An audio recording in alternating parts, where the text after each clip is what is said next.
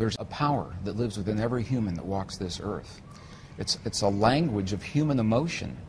And the power of human emotion that we typically discount in our culture, not so in other cultures, but in our culture, the power of that emotion to literally change the conditions that we're talking about, the conditions of the healing within our bodies. And what the experiments are showing is that this power of emotion has the ability to influence not only our bodies biologically, but beyond our bodies into the physical world on the quantum level. It is a powerful language that other cultures apparently know very well. And in the West, when science came in, science discounted the effects of things that cannot be seen and measured directly 400 years ago. And now they're coming back full circle with the language of quantum science, reincorporating these forces, but the feeling and the emotion and the power of human emotion is among those forces that cannot be seen. The laboratory experiments are documenting the fact, and it is a fact now, that human emotion changes the DNA inside of our bodies and the way we function in this world, and that those effects extend beyond our bodies into the physical matter of the people in the world around us when we learn that language. And it leads us to the understanding that science is simply a language that describes our relationship to ourselves, to one another, to our world, to the universe beyond. It's a language that describes, in very technical terms, how things work, the mechanics, the nuts and bolts, and how we function within that mechanism that we call life in the universe. The best scientists will freely admit that our science is incomplete. There are a lot of things science simply cannot explain right now. But what if we take the best of the science that we do know and marry that with the languages that have always been here, the languages of spirituality, and those indigenous understandings that tell us we're part of this world and we're part of one another, we're part of a greater creation. We're not separate from these things. What if we marry those two ways of knowing into a greater wisdom? Where will that lead us? The line between science and spirituality is getting very fuzzy, and especially in the language of quantum physics. And if we can flesh out those missing pieces, and it helps us to become better people and create a better world, why wouldn't we want to do that? We already know what it's like to have a world where we all feel separate and we feel like there's not enough to go around. It's a world based in competition. We know where that world has led so far. Let's try something different. What would happen if we embrace one another in a spirit of cooperation like all of the rest of the natural world does, humankind? This is the only species that believes that violent competition is the optimum way to get ahead. And it's based on a false interpretation of Darwin's work back in the mid-1800s. But all their species in nature, without fail, show that cooperation among the species will always produce the strongest of the species, the greatest number of offspring, the greatest ability to meet the challenges of whatever it is. And the bottom line, it says that you and I and our listeners, we have a latent power. It's dormant. It's sleeping within us.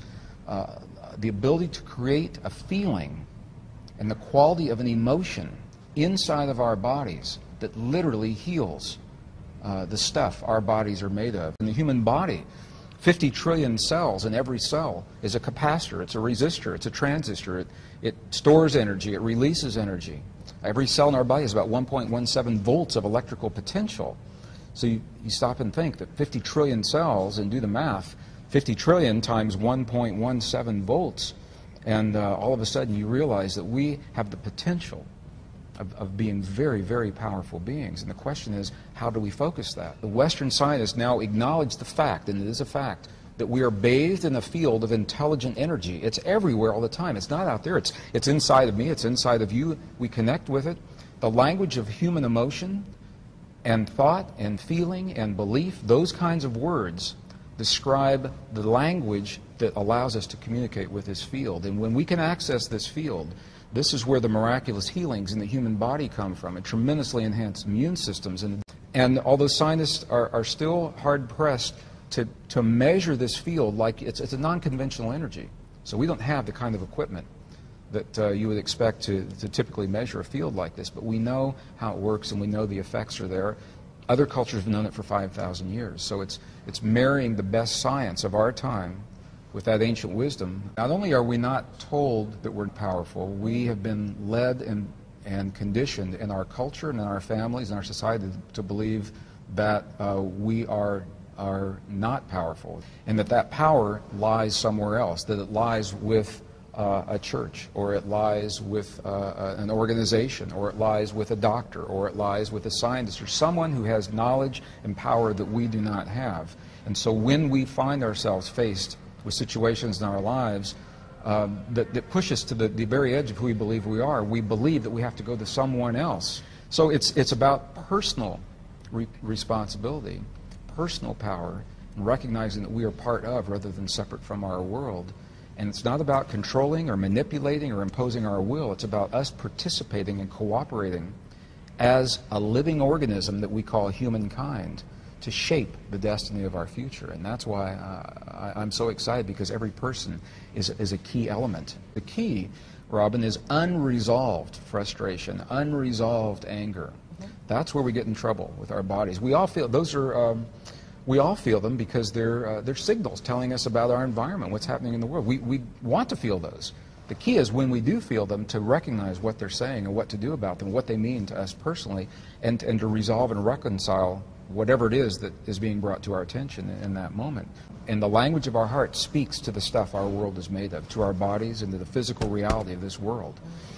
The world will mirror back what it is that we're feeling in our hearts. When we're feeling anger, hate, jealousy, rage, you're going to see it in your relationships, you're going to see it in your health, you're going to see it in your body. Intuitively, we know that.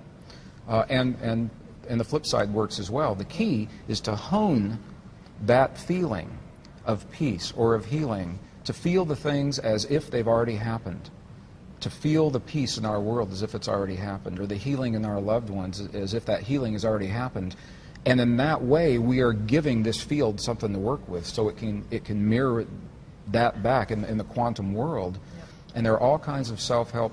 Everyone learns differently, so what works for my anger and your anger or someone else's may not be the same thing. But the key is to honor the language of human emotion in our hearts. Forgiveness is vital. It's necessary for us to move forward in our lives. We'll all have experiences where we feel betrayed or hurt, where we feel that something has been taken from us by those who had power over us, either physically, emotionally, materially, something like that. We'll all have those experiences. The key to transcending those is to get past them, and you can't get past them by sweeping them under the carpet. Compassion is the word that the Buddhist traditions, we go in those monasteries in Tibet, they look at what's happened to their lives and what they've lost, and you're hard-pressed to find an angry Buddhist in the monasteries in Tibet. And in the pre-Judeo-Christian traditions, there was a sect called the Essenes, E-S-S-E-N-E-S. They wrote entire texts about how we get through those times in our lives, and they said what we do is we bless the things that hurt us.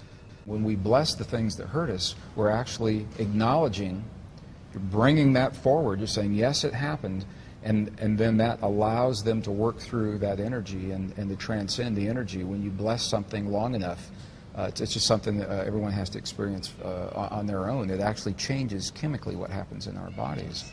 And when we understand that the world around us, and this is the language of quantum physics, when the world around us, we understand it's nothing more and nothing less than a mirror of what we have become from within. Our anger, our hate, our rage, our jealousy, as individuals, is mirrored around us, and collectively. Our love, our compassion, our forgiveness, our understanding. So I think this is the generation that gets to learn that new way of being and embrace. And I acknowledge, as a scientist, this is a very different way of thinking about the world. It's very different from what I was taught and trained and conditioned on the one hand. On the other hand, it's what the science is showing, and the evidence. We can talk about the experiments, and the evidence is out there showing that the emotions that we hold in here become the physical reality in the world around. They literally turn the atoms off and on of the stuff that our world and our bodies are made of. And that is a huge statement to make, and it's a very, very empowering way to look at the world. When we choose peace and healing and love and compassion and forgiveness and understanding and tolerance in our hearts, we know that changes the chemistry in our bodies, and we're healthier. That's a fact. We also know that those changes extend to the world around us, into our communities and families, in ways that can be measured, and that's a fact. And with those two facts, I think that we can move on in this 21st century and not let The frightening conditions of the world disempower us. We can look at that world square in the eye and say, yes, these things have happened, but there's a power within us, and maybe we'll outgrow the need for war.